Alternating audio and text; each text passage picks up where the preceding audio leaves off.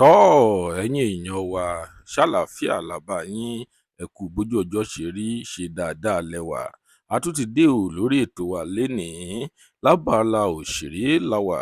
Lónìí kí ló ń ṣẹlẹ̀ sí LATEEF ADEDIMEJI, arákùnrin tí ẹ ń wò lójú àwòrán yín yìí? Kí ló ń ṣẹlẹ̀ sí arákùnrin yìí o? Kí ló ń ṣẹlẹ̀ o? Ìdí tí mo fi sọ wípé kí a gbìyànjú láti máa gbàdúrà fún àwọn òṣèré wa, ìdí náà rèé o. Ṣùgbọ́n o, a kò tíì mọ nǹkan tí ó ń ṣẹlẹ̀ sí LATEEF ADEDIMEJI, a ò tíì ní sọ báyìí. Ṣùgbọ́n tí ẹ bá mọ̀ wípé ẹ fẹ́ gbọ́ nǹkan tí ó ń ṣẹlẹ̀ sí òṣèrékùnrin yìí, ẹ gbìyànjú láti máa bá wa ká lọ. Ẹ wá nǹkan fìdílé tàbí kí ẹ fìdílé nǹkan kí a lè tú pẹpẹ ọ̀rọ̀ náà, kí a lè tú fún yín.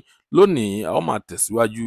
Tó bá jẹ́ ìgbà àkọ́kọ́ tí ẹ ń wo fídíò wa nìyí, ẹ jọ̀wọ́ ẹ tẹ subscribe button láti máa rí púpọ̀ lára àwọn fídíò wa wò. Ojú tí ẹ fi ń wò wá kò ní fọ́, etí tí ẹ fi ń gbọ́ wa kò ní dì láṣẹ Èdùmàrè. Ọpẹ́ Ọmọ Àjíbóyè lórúkọ tèmi. Ẹ kú dédé wò yìí níbikíbi tẹ́ bá ti ń wò wá, nílé lóko lẹ́yìn odi. Lónìí ìròyìn jẹ́ kó yé wa wípé LATEEF ADEDIMEJI tí ẹ mọ̀ tí ó jẹ́ ọkọ Ọmọbímpé, ó ti gbé lọ sórí ìtàkùn ayélujára rẹ̀ Instagram.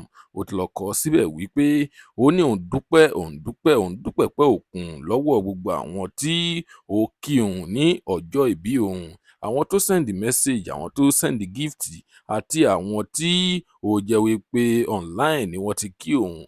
Ó ní òun dúpẹ́ pẹ́ òkun lọ́wọ́ gbogbo yín o. Ó ní àjọṣe wa, ó ní kò ní bàjẹ́, ó ní àtilé àti ọ̀nà wa, ó ní kò sí kankan tí ó máa bàjẹ́ nínú rẹ̀. Ó ní òun ò ní disappoint gbogbo yín o bí ẹ ṣe ń wò òun. Ó ní òun tún máa tẹ̀síwájú ni láti máa mú inú gbogbo yín dùn. Lónìí ìròyìn ní ṣókí tí a mú wá fún yín rèé, a kò ní rí jù báyìí lọ. Tó bá jẹ́ ìgbà àkọ́kọ́ tí ẹ ń wo fídíò wa nìyí, ẹ jọ̀wọ́ ẹ tẹ subscribe button. Ó dìgbà.